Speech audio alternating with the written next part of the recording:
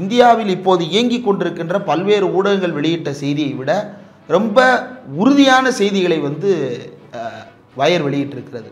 இந்திய அரசு வெளியிடுகின்ற செய்திகளை வெளியிடுவதோடு அல்லாமல் சர்வதேச ஊடகங்களில் அந்த செய்திகள் எப்படி பிரதிபலிக்குது, அதை இந்திய மக்களுக்கு கொண்டு வந்து சேர்க்கிறது அப்படின்ற முக்கியமான ஒரு பங்காற்றி கொண்டிருந்தது. இந்த மெய்டி அப்படின்ற ministry of electronics and information technology தான் தோன்றித்தனமாக எந்த விதமான விளக்கமும் கேட்பாமல் தடை செய்து கொண்டு நடவடிக்கையில் ஈடுபட்டிருக்கிறாங்க. அது ஒருபோதும் தந்தி டிவியா இல்லை, அது ஒருபோதும் பாலிமர் நியூஸா இல்லை, அது ஒருபோதும் இந்தியா டுடேவா இல்லை, அது ஒருபோதும் ஏபிபி நியூஸா இல்லை. இந்த நிறுவனங்கள் பரப்பி இருக்கக்கூடிய பொய் செய்திகளுக்கு யார் பொறுப்பு? பாதுகாப்புத்துறை அமைச்சகம் அதை முடக்குவதற்கு நடவடிக்கை எடுத்திருக்கிறதா? வயர் எதிரி யாருன்றதை தெளிவாக சொல்லுது. எதிரி பயங்கரவாதி தானே தவிர இங்க இருக்கக்கூடிய இஸ்லாமியர் அல்ல அப்படின்றது வயர் சொல்லுகிறது. யாரை வைத்து நீ கொண்டாடுற, யாரை நீ இருட்டடிப்பு செய்ய பார்க்குற, பக்கத்து வீட்டில் இருக்கக்கூடிய இஸ்லாமியனை விரோதியா மாத்திர மனநிலை என்ன மாதிரியான மனநிலைன்றதை தான் இந்தியா முழுக்க இருக்கக்கூடிய பலரும் கேட்குறோம். மு.க. ஸ்டாலினும் அதை தான் கேட்குறாரு, திருமாவளவனும் அதை தான் கேட்குறாரு, சித்தார்த்த ராஜராஜனும் அதே தான் கேட்குறாரு. இந்த வயர் இணையதளத்தில் வெளியிட்ட செய்தி ஏதாவது ஒரு வகையில் இறையாண்மையை பாதிக்கிறது அப்படின்றத மோடி அரசாங்கம் நிரூபிக்கணும். அப்படி நிரூபிப்பதற்கு வழி இருக்கிறதா அப்படின்னா நிச்சயமாக இல்லை. மாறாக இறையாண்மையை பாதிக்கின்ற வகையில் ஒட்டுமொத்த இந்திய ஊடகங்களும் செயல்பட்டு கொண்டிருக்கின்றன. அதை இந்த மோடி அரசு வேடிக்கை பார்த்து கொண்டிருக்கிறது. அப்ப கோர்ட்ல இந்த வழக்கு நிற்காது. நிச்சயமாக சித்தார்த்த ராஜராஜன் தரப்புக்கு இதில் நீதி கிடைக்கத்தான் போகிறது. பாகிஸ்தான் தரப்புல பரவக்கூடிய செய்திகளை பார்த்தா அது இன்னும் பயங்கரமானதாக இருக்கு. பாலிமர் தொலைக்காட்சி அப்படின்றது தமிழ்நாட்டில் மட்டும் இல்லை, உலக அளவில் பாலிமர்கள் இயங்கி கொண்டிருக்கிறார்கள் அப்படின்றது தான் நாம் பார்க்கக்கூடியதாக இருக்குது. அரண்சை நண்பர்களுக்கு வணக்கம். அரண்சை ஊடகம் சுயேட்சையாக இயங்குவதற்காகவே உருவாக்கப்பட்டது. நாம் செய்கிற வேலை உண்மையிலேயே மக்களுக்காக செய்கிறோம் என்பதை நீங்கள் நம்பினால், வாய்ப்பு இருந்தால் இந்த ரேசர் பே QR கோடுக்குள்ளே நீங்கள் அதை ஸ்கேன் பண்ணி எங்களுக்கு உங்களால் இயன்றதை விருப்பம் இருந்தால் ஆதரவு தெரிவிக்கலாம். வணக்கம், இது அரண்சை. நான் சதீஷ். இன்று நம்மோடு பேரலை சேனல் அரசியல் பிரிவு ஆசிரியர் ஊடகவியலாளர் இந்திரகுமார். வணக்கம். த வயர் இந்த இடதுசாரி இணையதளமாக அறியப்படுகிற இந்த இணையதளத்தின் மீது ஒன்றிய அரசு ஐடி ஆக்ட் 2000 அடிப்படையில் தடை செய்திருக்கு, முடக்கியுள்ளது. இந்தியா முழுக்கும் அது போய் எல்லாருக்கும் போய் சேர முடியாமல் முடக்கியுள்ளது. எதனால் அடிப்படையில்னு பார்த்தோம்னா, இந்த இந்தியா பாகிஸ்தான் போர் பதற்ற சூழ்நிலையில் இதற்கு மட்டும் இப்படி ஒரு தடை விதிக்கப்பட்டுள்ளது, இல்லை முடக்கப்பட்டுள்ளது. எப்படி பார்க்குறீங்க? இதுக்கு என்ன காரணம்னு நினைக்கிறீங்க? இல்லை, இந்தியா பாகிஸ்தானுக்கு இடையில் நடந்துட்டு இருக்கிற இந்த மாதிரியான தாக்குதல்கள், ஒரு பக்கம் பாகிஸ்தான் இராணுவத்தினர் இந்திய குடிமக்களின் மீதான தாக்குதல், இந்திய விமானப்படை, அதுக்கப்புறம் எல்லை பாதுகாப்பு படை உள்ளிட்டவை எதிர்த்தரப்பின் மீது, தீவிரவாதிகளின் மீது தாக்குதல் நடத்துவதாக தொடர்ந்து செய்திகள் கொண்டே இருக்கு. இப்போ இதில் வயர் இணையதளம் தொடர்ந்து செய்திகளை வெளியிடும் பொழுது இந்திய அரசு வெளியிடுகின்ற செய்திகளை வெளியிடுவதோடு அல்லாமல் சர்வதேச ஊடகங்களில் அந்த செய்திகள் எப்படி பிரதிபலிக்குது, அதை இந்திய மக்களுக்கு கொண்டு சேர்க்கிறது அப்படின்ற முக்கியமான ஒரு பங்காற்றி கொண்டிருந்தது. குறிப்பாக உலகம் முழுக்க இருக்கக்கூடிய பல்வேறு நாடுகளும் 2 நாடுகளிலிருந்தும் வரக்கூடிய செய்திகளை தான் வாங்குகிறாங்க. ஆனால் இந்தியாவில் பாகிஸ்தானிலிருந்து வரக்கூடிய செய்திகள் எதுவும் உள்ளே வருவதற்கு அனுமதி இல்லாமல் தடுக்கப்பட்டிருக்கிறது. அப்போ அந்த தரப்பிலிருந்து வரக்கூடிய வாதங்கள் என்ன அப்படின்றத ஒரு செய்தியாக கொண்டு சேர்க்குறாங்க. இந்த செய்தியை கொண்டு சேர்த்தாதான் நம்மை பற்றிய உலக மதிப்பீடு என்னவா இருக்குது, நம்மை பற்றிய பாகிஸ்தான் மதிப்பீடு என்னவா இருக்குது, பாகிஸ்தான் நம்ம இது என்ன கருத்து வைத்திருக்கிறது அப்படின்றத மக்கள் அறிந்து கொள்ள முடியும். அப்போ அது தேவையில்லை அப்படின்னு இந்த ஒன்றிய அரசு நினைக்கிறாங்களான்னு தெரியல. இந்த வயர் இணையதளத்தை செய்தி வெளியிட்டதற்காக முடக்குகிறார்கள். இப்போ அதில் இந்திய அரசாங்க தரப்பு செய்திகளையும் வெளியிட்டிருக்கிறாங்க. சொல்லப்போனால் இந்தியாவில் இப்போது இயங்கி கொண்டிருக்கின்ற பல்வேறு ஊடகங்கள் வெளியிட்ட செய்தியை விட ரொம்ப உறுதியான செய்திகளை வயர் வெளியிட்டிருக்கிறது. நேற்றைக்கு நீங்கள் பல்வேறு தொலைக்காட்சிகள் தமிழ்நாட்டில் வதந்தி தொலைக்காட்சி உள்ளிட்ட, போலிமர் தொலைக்காட்சி உள்ளிட்ட பல்வேறு தொலைக்காட்சிகள் வெளியிடக்கூடிய செய்திகளை எல்லாம் எடுத்து பாருங்கள். பாகிஸ்தான் மொத்தத்தையும் நம்ம போர் செய்து முடித்து விட்டது போலவும், கராச்சியில் இருக்கக்கூடிய ஹார்பர், இஸ்லாமாபாத்தில் இருக்கக்கூடிய ஏர்போர்ட்டு, பாகிஸ்தானுக்கு போகக்கூடிய தண்ணி, அண்ணன் தண்ணி இல்லாமல் பாகிஸ்தான்காரன் பூரா வறண்டு போய் கிடக்கிறது மாதிரியும், இந்தியா போரில் வெற்றி பெற்று விட்டது மாதிரியும் ஒரு செய்தியை வெளியிட்டு கொண்டிருக்கிறார்கள். முதல்ல போர் என்ற ஒரு அறிவிப்பை இந்திய அரசாங்கம் இப்போது வரைக்கும் வெளியிடவே இல்லை. இப்போ போர்னு இந்திய அரசாங்கம் சொல்லாத ஒரு விஷயத்தை ஊடகங்கள் தொடர்ந்து சொல்லி கொண்டிருக்கின்றன என்றால், அதை மோடி அரசு வேடிக்கை பார்க்கிறது என்றால், நடப்பது போர்தானா என்பதை உறுதிப்படுத்த வேண்டியது அரசாங்கத்தினுடைய கடமை. அப்போ இந்த நேரத்தில் தான் வயர் மட்டும் முடக்கப்பட்டிருப்பது. சித்தார்த்த ராஜராஜன் நேற்று ஒரு ட்வீட் போட்டிருக்கிறார். கராச்சி போர்ட்டை அழிச்சிட்டதா நியூஸ் போடுறாங்க, இஸ்லாமாபாத்தை கைப்பற்றிட்டதா நியூஸ் போடுறாங்க, பாகிஸ்தானுக்கும் இந்தியாவுக்கும் போர் நடப்பதா நியூஸ் போடுறாங்க. அங்கே இருக்கக்கூடிய பல்வேறு செய்தி நிறுவனங்களும் பொய் செய்திகளை பரப்புகிறாங்க. இந்த சூழலில் வயர் மட்டும் ஏன் தடுக்கப்பட்டிருக்கிறது அப்படின்றது தான் சித்தார்த் வரதராஜன் வயர் இணையதளத்தினுடைய ஃபவுண்டர் அண்ட் எடிட்டர் அவர் எழுப்பி இருக்கக்கூடிய முக்கியமான கேள்வி. இங்கே வரக்கூடிய நியூஸ் எல்லாமே எப்படியாக இருக்கிறது, எந்த விதத்திலும் நம்பும்படியாக இல்லாத செய்திகள் தான் தொடர்ந்து வெளியாகி கொண்டே இருக்கிறது. குறிப்பாக அவங்க பயன்படுத்தக்கூடிய இந்திய ஊடகங்கள் பயன்படுத்தக்கூடிய ஃபுட்டேஜஸை பாருங்கள். அது எல்லாமே வார் சிமுலேஷன் கேம்ஸ் அப்படின்னு சொல்லுவாங்க. கேம்ஸில் வரக்கூடிய வீடியோ காட்சிகளை அப்படியே ரெக்கார்ட் பண்ணி யாரோ எப்போதோ போட்டதை இவன் அதுக்குன்னு சொந்தமாக கூட ஒரு கேம் விளாண்டு ரெக்கார்ட் பண்ணுறதுக்கு வக்கு இல்லாமல் யாரோ விளையாண்டு போட்ட ஒரு கேமை அதை எடுத்து இப்போ போட்டு அதை அப்படியே பரப்புறது அப்படின்னு. அப்போ இதெல்லாம் என்ன மாதிரியான மனநிலை, எதற்காக ஒரு போருக்கு ஜிங்கோ அடிக்கக்கூடிய ஒரு மனநிலை இந்தியர்கள் மத்தியில் இந்த ஊடகங்கள் ஊக்குவிக்கின்றன அப்படின்ற கேள்விகள் இருக்குது. ஆனால் அதை இந்திய ஊடகங்கள் செய்கின்றனவா அல்லது அரசாங்கமே அதைத்தான் செய்ய நினைக்கிறதா அப்படின்ற சந்தேகம் தான் நமக்கு வருது. உண்மையை பற்றி எந்த கவலையும் இந்த அரசாங்கத்திற்கு இல்லை. நீங்கள் சொல்லப்பட்ட ஒன்றியத்தோட பாதுகாப்புத்துறை அமைச்சர் கிளியராக ஒரு அறிக்கை ஒன்று கொடுத்துருக்கு. இந்த மாதிரி ஊடகங்களில் பொய்யான செய்திகளை பரப்பாதீங்க, நீங்கள் இது தவறானது அப்படின்னு அவங்க கிளியராக ஒரு அறிக்கை கொடுத்துருக்காங்க. கொடுத்ததுக்கு அப்புறமும் இந்த பக்கம் நீங்கள் சொல்கிற போலிமர் இல்லை கொடுத்துட்டாங்க அப்படின்னா நடவடிக்கை எடுக்கணும்ல. வயர் மேலே நடவடிக்கை எடுக்கிறாங்கல்ல. இறையாண்மைக்கு எதிராக செயல்பட்டதாக மெய்டி இணையதளத்திலிருந்து நம்ம கரிகாலனுக்கு அவருடைய ரூட்ஸ் தமிழ் சேனலை எந்த அமைச்சகம் முடக்கியதோ, சோவி அவர்களுடைய திராவிடம் நூற எந்த இணையதளம் முடக்கியதோ, செந்தில்வேலனுடைய தமிழ் கேள்வியை எந்த மினிஸ்ட்ரி முடக்கியதோ அதே மினிஸ்ட்ரி தான் வயரையும் முடக்கி இருக்கிறது. அப்போ இதை தான் நம்ம தொடர்ந்து சொல்லி கொண்டிருக்கிறோம். இந்த மெய்டி அப்படின்ற ministry of electronics and information technology தான் தோன்றித்தனமாக எந்த விதமான விளக்கமும் கேட்பாமல் தடை செய்து கொண்டு நடவடிக்கையில் ஈடுபட்டிருக்கிறாங்க. இந்த தடை எல்லாமே யார் மீது இருக்கிறது? ரூட்ஸ் தமிழா இருக்குது, திராவிடம் நூறா இருக்குது, வயர் இணையதளமாக இருக்குது, தமிழ் கேள்வியாக இருக்கே தவிர அது ஒருபோதும் தந்தி டிவியா இல்லை, அது ஒருபோதும் பாலிமர் நியூஸாக இல்லை, அது ஒருபோதும் இந்தியா டுடேவா இல்லை, அது ஒருபோதும் ஏபிபி நியூஸாக இல்லை. இந்த நிறுவனங்கள் பரப்பி இருக்கக்கூடிய பொய் செய்திகளுக்கு யார் பொறுப்பு? பாதுகாப்புத்துறை அமைச்சகம் அதை முடக்குவதற்கு நடவடிக்கை எடுத்திருக்கிறதா?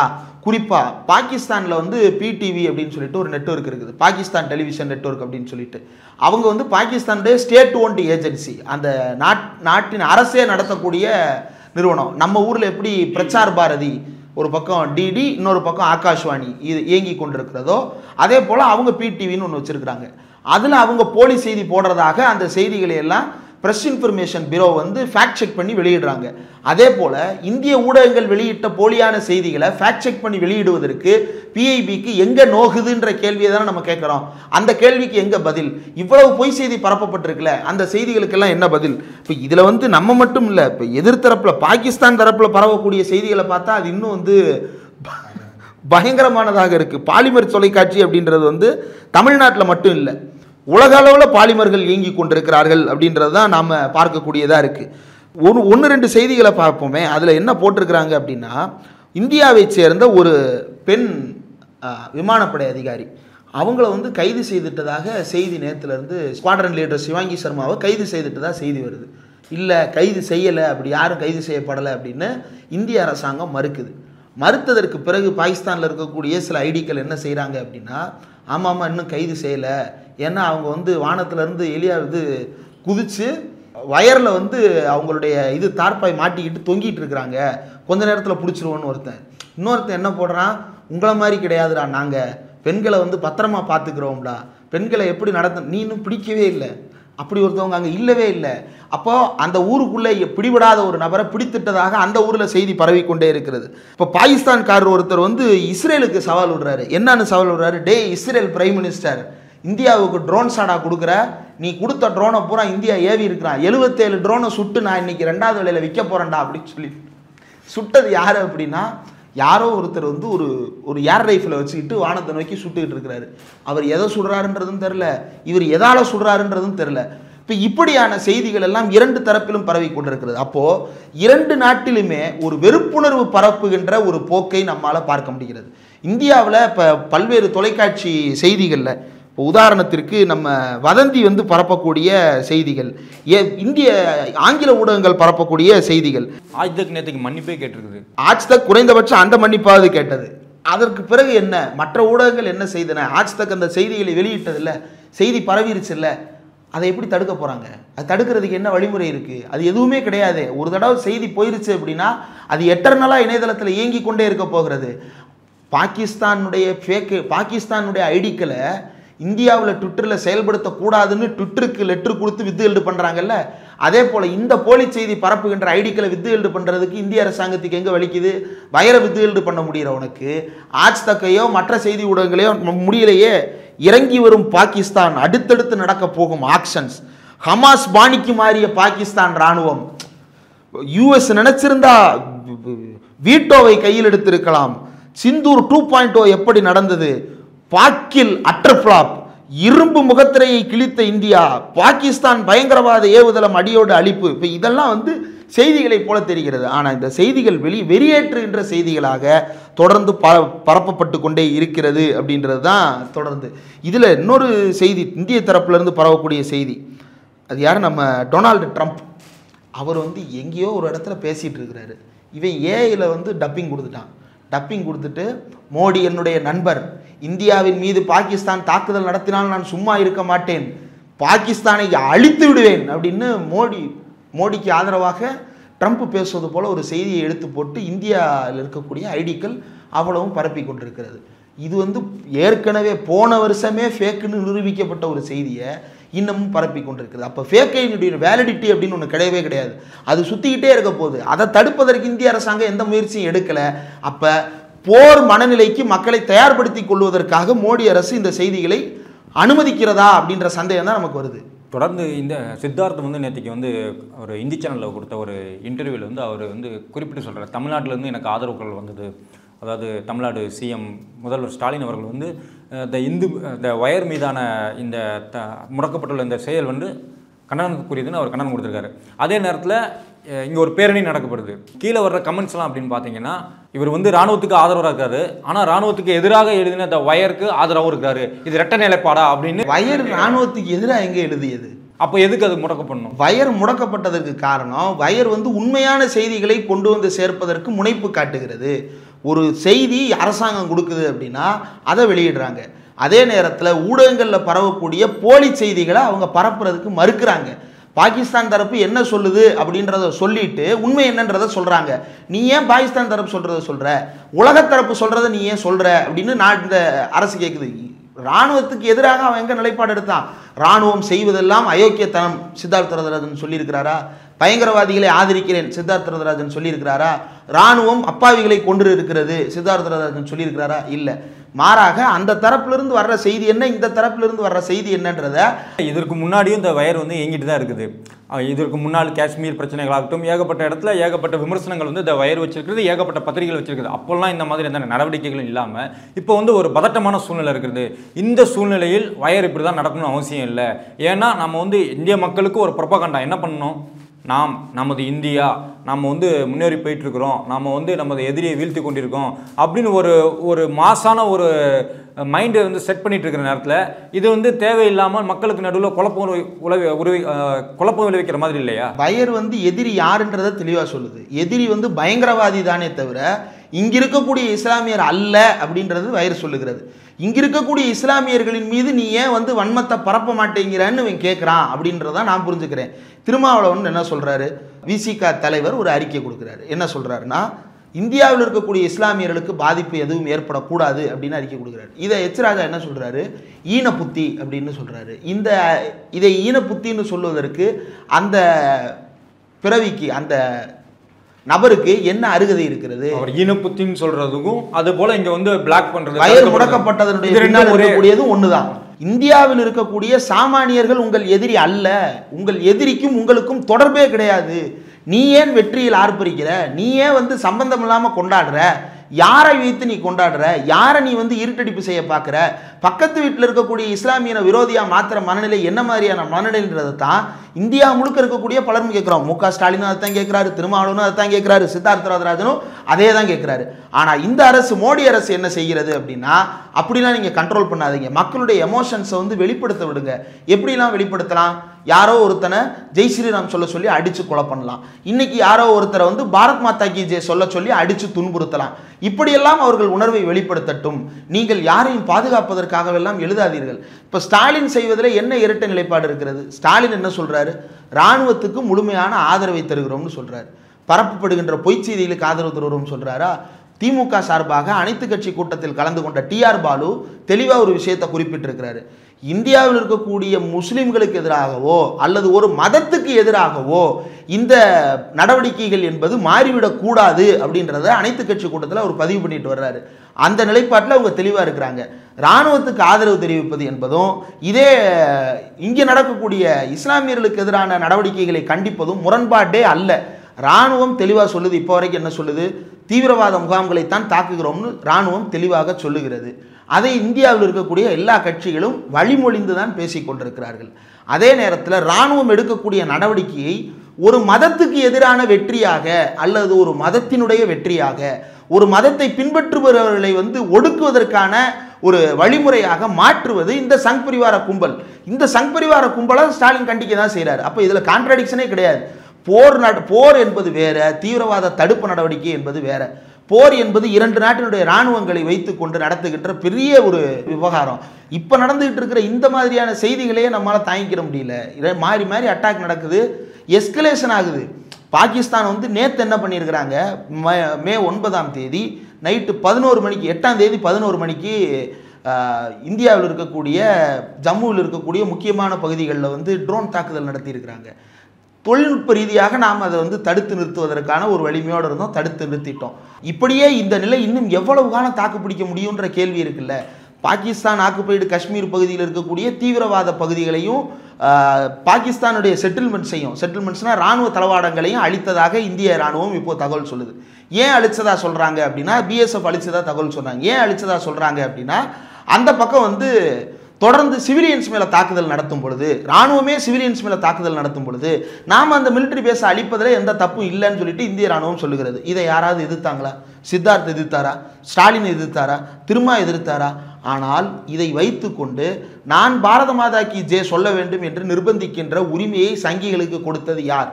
அந்த மனநிலையை தான் நாம் கேள்வி எழுப்புகிறோம். இந்த மனநிலை தொடர்ந்து ஊக்குவிக்கப்படுகிறது. ஒரு போருக்கு ஒரு ஜிங்கோயிஸ்டிக்னு சொல்கிற மாதிரி போருக்கு ஜால்ரா அடிக்கின்ற ஒரு தலைமுறையாக தொடர்ந்து பலரையும் இங்கு வளர்த்து விட்டிருக்கிறது இந்த மோடி அரசு. அதுதான் ஆபத்தை நோக்கி நம்மளை தள்ளுது.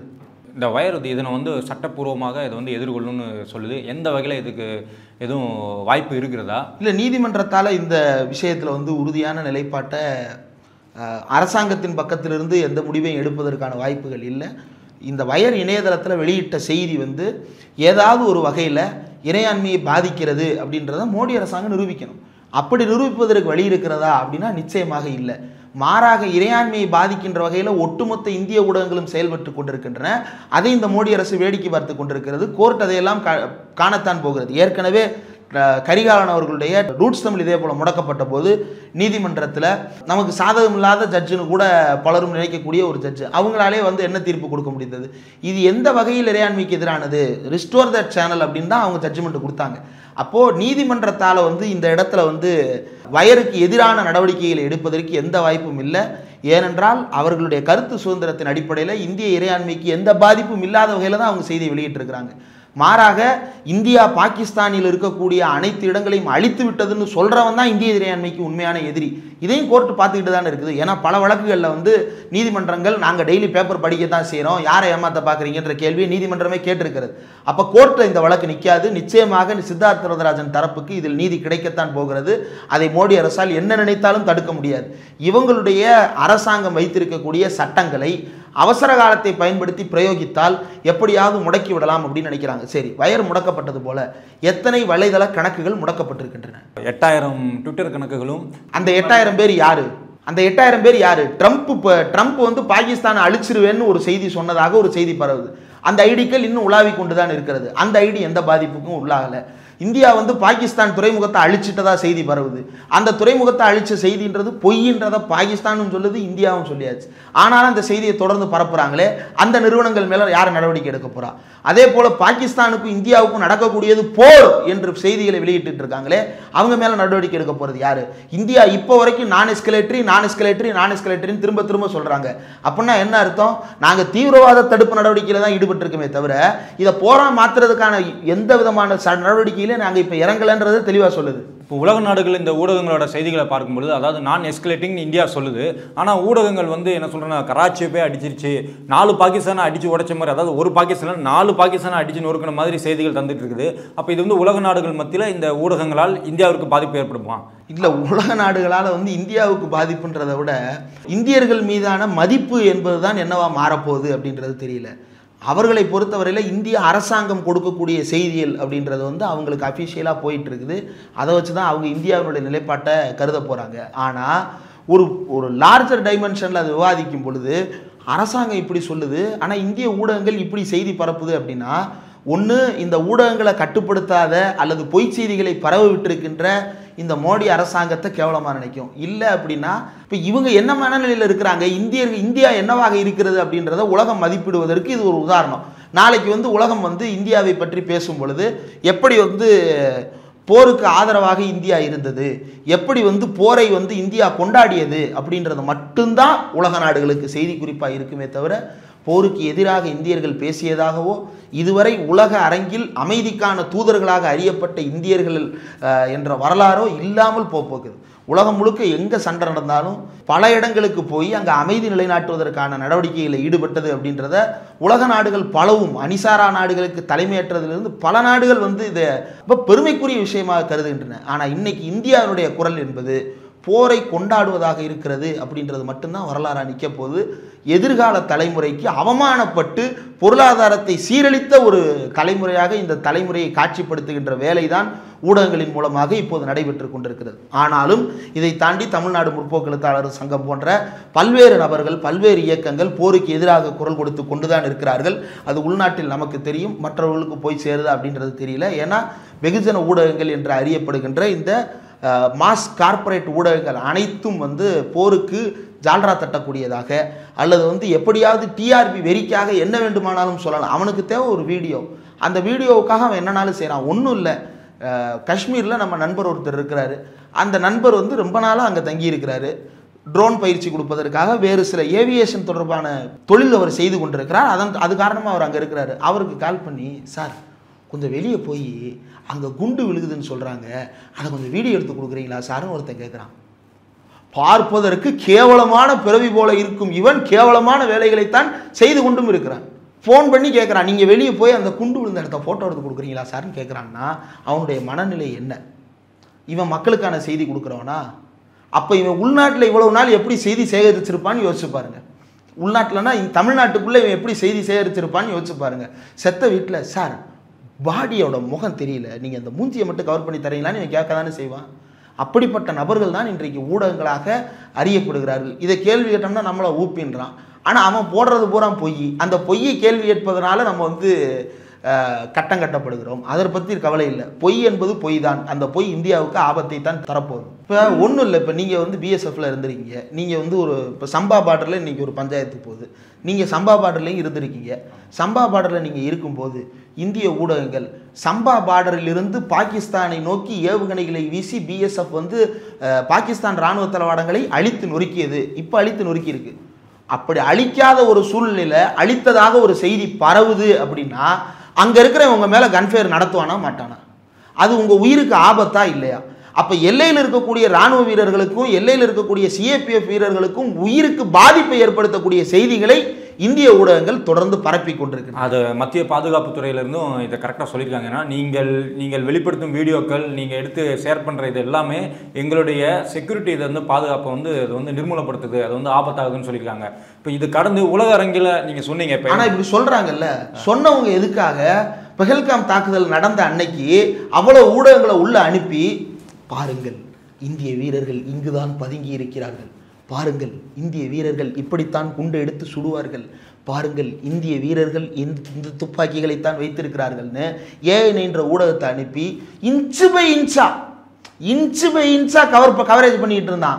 அந்த கவர்னர் வந்து திடீர்னு ஓடி வர்றாரு, ஏதோ என்எஸ்எஸ் பாட்டா என்சிசி பாட்டா ஒன்று போட்டுக்கிட்டு அவர் வந்து ரீல்ஸ் எடுத்துக்கிட்டு இருக்கிறாரு அங்கே வச்சுக்கிட்டு. அப்போ இந்த வினைகள் எல்லாம் பாதுகாப்பு படை வீரர்களுக்கு இப்போது பாதுகாப்பு இல்லாத ஒரு சூழலை இந்திய ஊடகங்கள் உருவாக்குதுன்னா விதை மோடி போட்டது. உலக அரங்கில் தலையிடுன்னு சொன்னீங்க.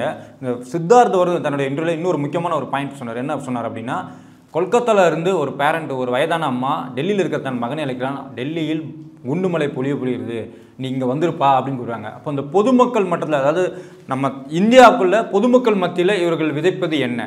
ஒரு ஆபத்தான ஒரு முன்னாடி நார்த் இந்தியன்ஸ் மேலே ஒரு ஆபத்தை வச்சு அவங்கெல்லாம் ஊருக்கு உடனே எல்லாத்தையும் ஏறி கட்டிட்டு போன மாதிரி இவர்கள் ஒரு இடம்பெயர்வுக்கும் ஒரு ஆபத்தான ஒரு சூழ்நிலைக்கும் தள்ளுகிறார்களா? இல்லை, இது ரொம்ப ஆபத்தானது தான். இப்போ நம்ம வந்து சென்னையில் இருக்கிறோம், மதுரையிலேருந்து ஒரு சிலர் மாப்பிள்ள என்ன சென்னை முங்கிருச்சாம்ல, வீட்டுக்குள்ளெல்லாம் தண்ணி பூந்துருச்சாம்ல, கிளம்பி வந்துட்டு நவம்பர் மாதம் ஃபோன் பண்ணுவாங்க. இல்லைடா நல்லா தான்டா இருக்கேன், கரண்டெல்லாம் இல்லையாம்ல. எப்படி கரண்டெல்லாம் இருக்குடா, போன தடவையாவது 3 நாள் கரண்ட் போச்சு, இன்றைக்கி ஒரு 3 மணி நேரம் கூட கரண்ட் போகல. போன நவம்பரில் பெய்த மழையில் ஒரு நாள் மட்டும்தான் தண்ணி தேங்கி சிரமப்பட்டோம். அது அன்றைக்கி நைட்டே வந்து சென்னை மாநகராட்சி வந்து வடித்து எடுத்து முடிச்சிருச்சு. இப்படி தான் நம்ம வாழ்ந்துகிட்டு இருக்கிறோம். ஆனால் அவன் என்ன செய்தி பரப்புகிறான் அப்படின்னா, இந்த நியூஸ் சேனல்ஸினுடைய வேலை என்ன அப்படின்னா சென்னையே மிதக்குது அப்படின்னு இவன் ஒரு நாள் போடுறான் இல்லையா. இது அப்படியே ஃபேக் நியூஸாக மாறி அடுத்தடுத்த வெள்ளத்துக்கும் இந்த வீடியோஸை வந்து அவனாக எடுத்து பரப்ப ஆரம்பிச்சிடறான்.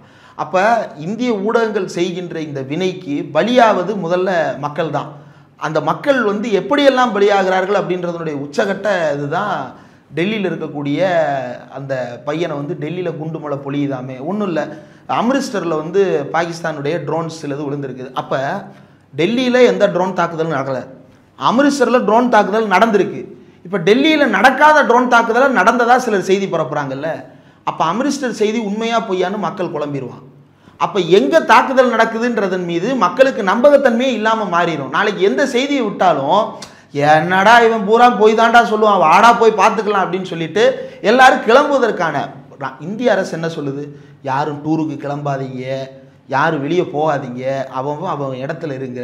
அதாவது இதெல்லாம் வந்து செக்யூரிட்டி ஏரியாஸில், அந்த ஏரியாஸில் மாக் ட்ரில் நடத்தியிருக்கிறாங்க.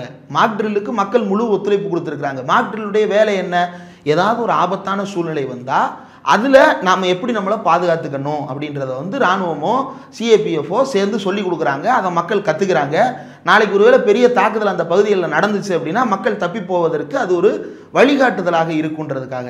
இப்போ விழுகாத குண்டை விழுந்ததாக இவன் பரப்புறான் அப்படின்னா விழுந்த குண்டை மக்கள் நம்பாமல் போவதற்கான வாய்ப்பை தான் உருவாக்குது. அப்போ இதுதான் ஆபத்து. எது உண்மை எது பொய் என்று தெரியாமல் மக்களை ஒரு குழப்பத்தில் ஆழ்த்தி, ஆனால் ஒன்று மட்டும் கிளியராக போகுது, பொய் சொல்கிறாங்க. அந்த பொய்யின் மூலமாக எதிரி யார் அப்படின்னா ஒரு முஸ்லீம். அந்த ஒன்று மட்டும்தான் இந்தியா முழுவதும் இப்போது இருக்கக்கூடிய ஒரு காமன் நரேட்டிவ். அந்த நரேட்டிவை இந்திய அரசாங்கம் உடைப்பதற்கு எந்த நடவடிக்கையும் எடுக்கவில்லை எனும் போது அந்த நரேட்டிவை அரசு விரும்புதுன்னு தான் பொருள். இன்று நம்மோடு கலந்து கொண்டு பல்வேறு முக்கியமான தகவல்களையும் கருத்துக்களையும் பகிர்ந்து கொண்டமைக்கு நன்றி. மீண்டும் ஒரு நிகழ்ச்சியில் சந்திப்போம் நண்பர்களே.